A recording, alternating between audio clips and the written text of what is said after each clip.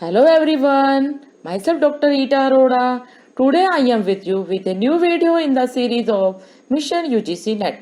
I will explain in detail about UGC NET guidelines issued by National Testing Agency.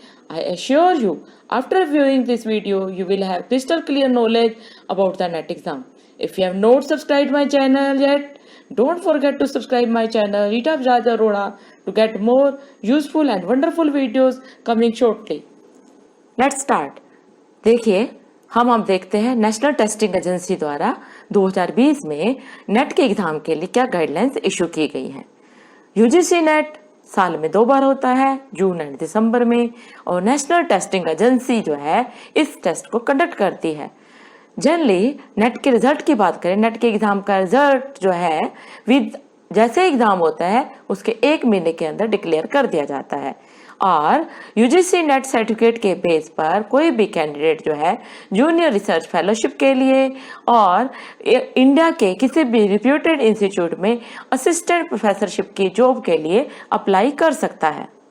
अब हम देखते हैं who can apply and when. UGC net के exam के लिए कौन अप्लाई कर सकता है और कब कर सकता है।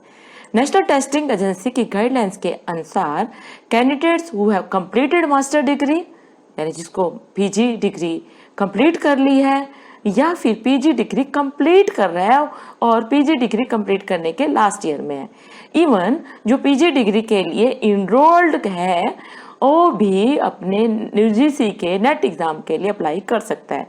बस ध्यान रखिए, अगर कोई कैंडिडेट अपनी मास्टर डिग्री नेट के रिजल्ट की डेट से विद इन 2 इयर्स कंप्लीट नहीं करता तो वो डिस्क्वालीफाई माना जाता है। नेट के एग्जाम के लिए अप्लाई कैसे करते हैं? सबसे पहले याद रखिए, नेट के एग्जाम के लिए अप्लाई हमें ऑनलाइन ही करना होगा।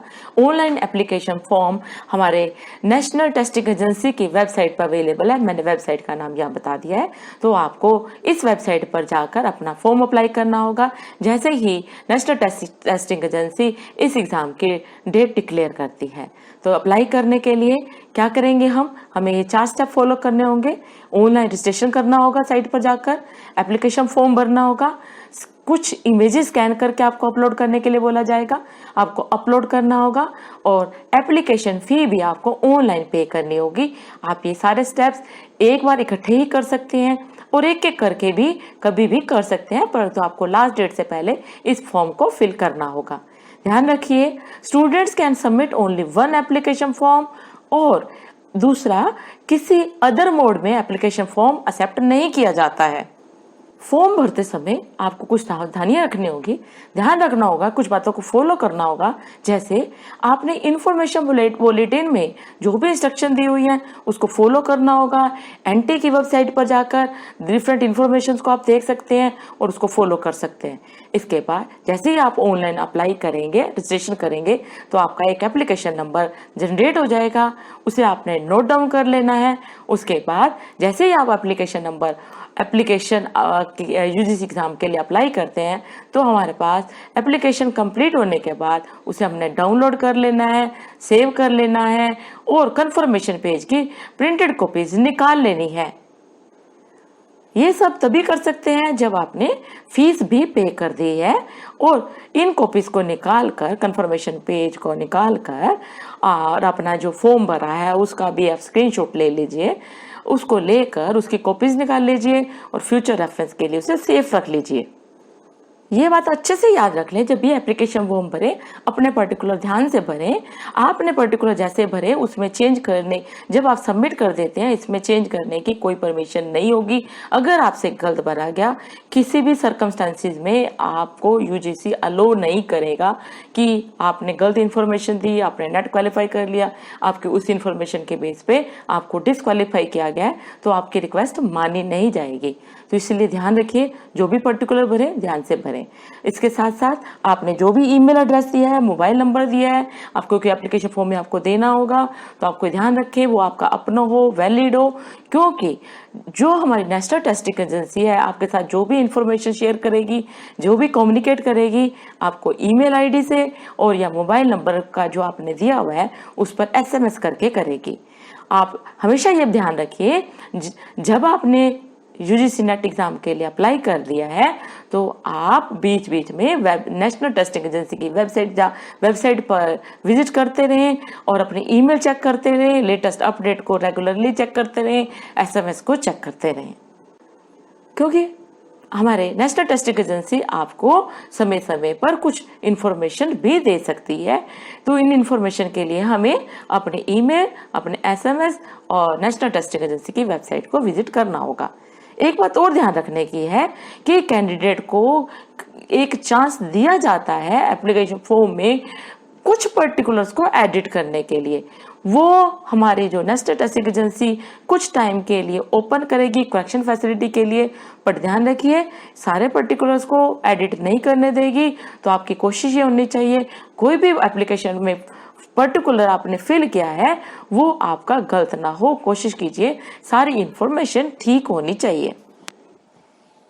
अगर हम यूजीसी एग्ज़ाम की एप्लीकेशन फ़ी की बात करते हैं कि फ़ीस कितनी हमें पे करनी पड़ेगी और मोड ऑफ पेमेंट क्या होगा, तो जनरल कैंडिडेट्स के लिए 1000 प्लस जीएसटी है, मीन्स 1000 फीस लगी, उस पर जीएसटी लगेगा। और जनरल ईडब्ल्यूएस और ओबीसी कैंडिडेट्स के लिए 500 प्लस जीएसटी है। एसटी, एससी, पीडब्ल्यूडी कैंडिडेट्स के लिए 250 रुपीज़ प्लस जीएसटी फीस पे करनी पड़ती है। मोड ऑफ पेमेंट क्या होगा, हमें ऑनलाइन पेमेंट करनी होगी और ऑनलाइन पेमेंट के लिए हम debit card, credit card, net banking और पेटीएम यूज़ कर सकते हैं।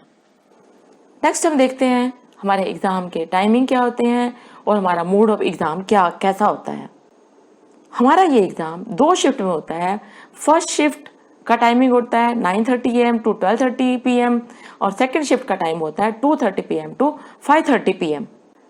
आपका एग्ज़ाम कौन सी शिफ्ट में होगा, कौन सी डेट को होगा, ये रैंडम हमारे जैसे हमने अप्लाई किया होता है नेशनल टेस्टिंग एजेंसी द्वारा रैंडम एलोकेट किया जाता है। जहाँ तक मोड ऑफ एग्जामिनेशन की बात है, यह हमारा कंप्यूटर बेस्ड एग्जाम है, हमें कंप्यूटर बेस्ड ही देना होगा और हमें एलोकेटेड सेंटर पर जाकर ही देना होगा। यहाँ एक बात ध्यान रखने वाली है, जब ये जो भी एग्जामिनेशन सेंटर में अलॉट किया जाता है, हमारी कोशिश होनी चाहिए अगर हमारे को फर्स्ट शिफ्ट एलोकेट की गई है तो कम से कम 2 घंटे पहले हम सेंटर पर जरूर पहुंच जाए। अगर हमें सेकंड शिफ्ट एलोकेट की गई है मीन्स 2:30 पर जो स्टार्ट होनी है, तब भी हमें ध्यान रखना चाहिए 2 घंटे पहले हम अपने एग्जामिनेशन सेंटर पर पहुंच जाएं। और जहाँ तक हमारे परमिशन की बात है, हमारे कैंडिडेट्स को एग्जामिनेशन सेंटर में फर्स्ट शिफ्ट में 8:30 के बाद एंटर करने की परमिशन नहीं होती और सेकंड शिफ्ट में 1:30 के बाद एंटर करने की परमिशन नहीं होती। तो इसलिए टाइम का ध्यान रखें कि हम एग्जामिनेशन सेंटर पर 2 घंटे पहले एग्जाम शुरू होने से पहले वहां उपस्थित हो जाएं। अब हम अपनी एज लिमिट का क्राइटेरिया देखते हैं कि नेशनल टेस्टिंग एजेंसी यूजीसी के नेट के एग्जाम में हमें एज लिमिट के बारे में क्या क्राइटेरिया है, कौन लोग एलिजिबल हैं।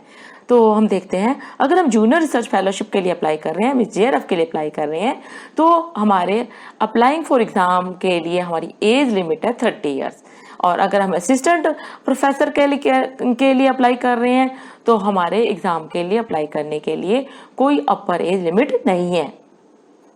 यूजीसी के एग्जाम में कुछ एज लिमिट में रिलैक्सेशन दी गई है, वो भी जेआरएफ के एग्जाम के लिए, क्योंकि हमारे को दिखाई दे रहा था कि हमारे पास जब हम असिस्टेंट प्रोफेसर के लिए अप्लाई कर रहे होते हैं उसके हमारे लिए कोई एज लिमिट नहीं है। हमारे जेआरएफ के एग्जाम के लिए कुछ एज लिमिट में रिलैक्सेशन है, जैसे schedule caste, schedule tribe, OBC, women, person with disability, transgender के लिए जेआरएफ के एग्जाम के लिए 30 इयर्स नहीं है बल्कि 5 इयर्स रिलैक्सेशन है, तो 35 इयर्स तक भी वह अप्लाई कर सकते हैं। और किसी कैंडिडेट को रिसर्च का एक्सपीरियंस है और अगर उसने रिसर्च पर 5 इयर्स स्पेंड कर दिए हैं तो उसको उसने रिसर्च पर अगर कुछ टाइम लगाया है तो उसे भी रिसर्च के एक्सपीरियंस के बेस पर 5 इयर्स की मैक्सिमम उसे भी रिलैक्सेशन दी जा सकती है। और वो स्टूडेंट जिनके पास LLM डिग्री है उन्हें 3 इयर्स की रिलैक्सेशन दी जा सकती है, और जो कैंडिडेट्स जिन्होंने आर्म फोर्सेस में काम किया है उनके लिए भी 5 इयर्स की रिलैक्सेशन है। तो इस तरह से JRF के एग्जाम में कुछ एज में रिलैक्सेशन दी गई है। चलो अब हम एलिजिबिलिटी क्राइटेरिया के बारे में देखते हैं कि कौन कैंडिडेट एकेडमिक क्वालिफिकेशन क्या होनी चाहिए और वो UGC एग्जाम के लिए अपीयर हो सकते हैं। कैटेगरी वाइज परसेंटेज क्राइटेरिया अलग अलग रखा गया है। जनरल EWS कैटेगरी से संबंधित कैंडिडेट्स जो PG कर चुके हैं उनके मास्टर डिग्री में 55% एग्रीगेट मार्क्स होना जरूरी है, वही अप्लाई कर सकते हैं, वही अपीयर हो सकते हैं। और वो कैंडिडेट जो PG फाइनल ईयर में है और यहाँ PG के लिए इनरोल हो चुके हैं तो उन्हें भी अपना ध्यान रखना होगा कि उनके मास्टर डिग्री में मिनिमम 55% एग्रीगेट मार्क्स होना जरूरी है। इसी तरह से ST category, SC category, OBC, PWD, transgender category से रिलेटेड कैंडिडेट्स के लिए 50% मास्टर डिग्री के में एग्रीगेट मार्क्स रखे गए हैं। अगर वो फाइनल ईयर में हैं या फिर PG के लिए इनरोल हो चुके हैं तब भी उन्हें ध्यान रखना होगा कि उनके मास्टर डिग्री में 50% मार्क्स होना जरूरी है, अदरवाइज वो डिस्क्वालीफाई कर दिए जाएंगे।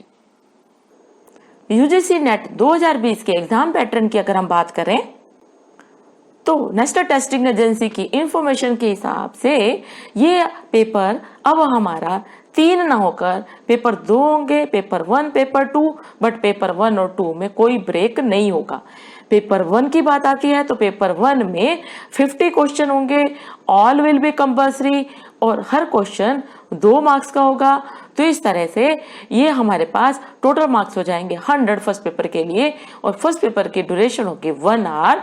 दूसरा पेपर होगा 100 मार्क्स, 100 क्वेश्चन का, और यहाँ भी हर क्वेश्चन 2 मार्क्स का होगा।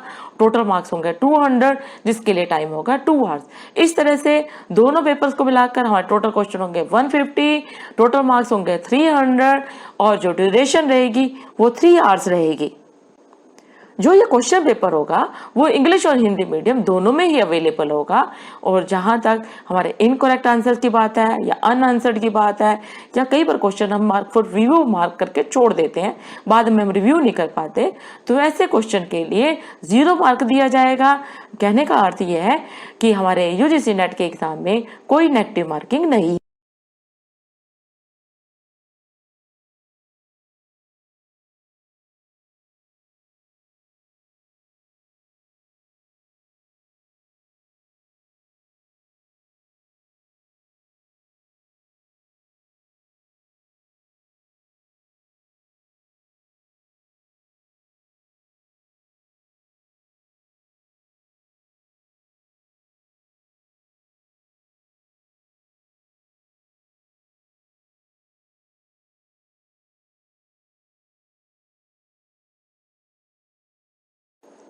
नेट के एग्जाम के पार्ट 1 का पैटर्न अगर हम देखें तो पार्ट हमारे सिलेबस के अकॉर्डिंगली हमें बताया गया है कि हमारे जो क्वेश्चन होंगे, हम पार्ट 2 के बारे में देखें कि UGC के नेट के एग्जाम में पार्ट 2 में हमारे पास 10 क्राइटेरिया दिए हुए हैं। इसमें हमारे वो जो क्राइटेरिया के अंतर्गत इन्हीं क्या उस सिलेक्टेड क्वेश्चन पूछे जाएंगे, जिसमें objective type, research aptitude, multiple choice question पूछे जाएंगे, रीजनिंग टाइप होंगे, लॉजिकल क्वेश्चन पूछे जाएंगे, data interpretation, ICT, people and environment, higher education system के बारे में। बट एक बात ध्यान रखने वाली पार्ट्स हैं, पेपर 2 में हर सेक्शन से 2 क्वेश्चन आएंगे, वाले एग्जाम के हर सेक्शन हमारा वेरियस टॉपिक का होगा जो हमारे सब्जेक्ट इस तरह से टोटल क्वेश्चन हमारे होंगे 50, अच्छे से तैयारी करनी होगी 100, उन्हीं में से क्वेश्चन पूछे जाएंगे।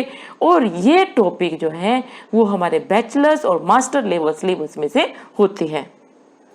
जब हम ऑनलाइन अप्लाई कर लेते हैं तो ऑनलाइन ही हमें UGC एग्जाम नेट के एग्जाम के लिए एडमिट कार्ड मिलेगा। तो हमें एडमिट कार्ड कैसे प्राप्त करना है? ये एडमिट कार्ड हमारे एग्जाम से कुछ दिन पहले हमारे को ऑनलाइन मोड मिल जाता है। हम अपना नेशनल टेस्टिंग एजेंसी की साइट पर जाकर अपना एप्लीकेशन नंबर और पासवर्ड एंटर करेंगे और ये हमें एडमिट कार्ड प्रोड्यूस करेगा और उस एडमिट कार्ड को का हम प्रिंट आउट निकाल सकते हैं। एडमिट कार्ड डाउनलोड करते समय हमें किसी तरह की प्रॉब्लम आ रही है तो कैंडिडेट को क्या करना है, ऑफिशियल्स कॉन्टैक्ट नंबर उसको अपने पास रखने हैं, वो ऑफिशियल के साथ बात कर सकता है और अपनी प्रॉब्लम को दूर करके एडमिट कार्ड को डाउनलोड कर सकता है। प्राय ये देखा जाता है स्टूडेंट्स अपना एप्लीकेशन नंबर नोट करके नहीं रखते, अपना पासवर्ड भूल जाते हैं। तो ऐसी कंडीशन में घबराने की जरूरत नहीं है, हम इसको रिट्राइव कर सकते हैं। हमारे पास फॉरगॉट पासवर्ड का ऑप्शन दिखाई देता है, वो उसको हम क्लिक करते हैं, वो हमारे से कई प्रकार के क्वेश्चन पूछता है ताकि ऑथेंटिसिटी प्रूव की जा सके और उसके बाद ये हमें एडमिट कार्ड डाउनलोड करने की परमिशन दे देता है। चलिए अब देखिए हमारे यूजीसी नेट के एग्जाम में क्वालिफाइंग मार्क्स क्या रहते हैं। तो जहाँ तक जनरल कैंडिडेट्स की बात है, पेपर 1 में उन्हें 40% मार्क्स जरूर लेने होते हैं। अगर 40% का मतलब है उन्हें 20 क्वेश्चन उनको ठीक करने ही होंगे और पेपर 2 में भी 40% मार्क्स लेने होंगे।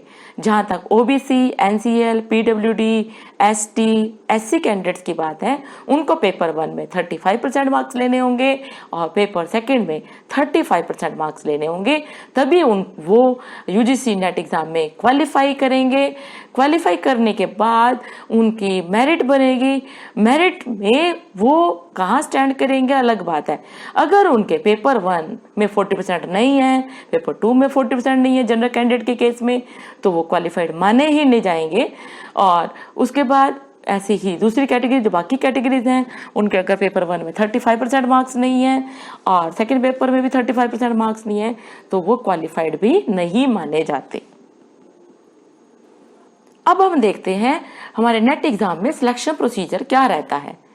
सिलेक्शन प्रोसीजर का अगर हम ध्यान से देखें तो हमें दिखाई दे रहा है जितने टोटल स्टूडेंट्स अपीयर हुए हैं, अप्लाई नहीं अपीयर हुए हैं, वो उनका टॉप 6% क्वालिफाइड माने जाते हैं।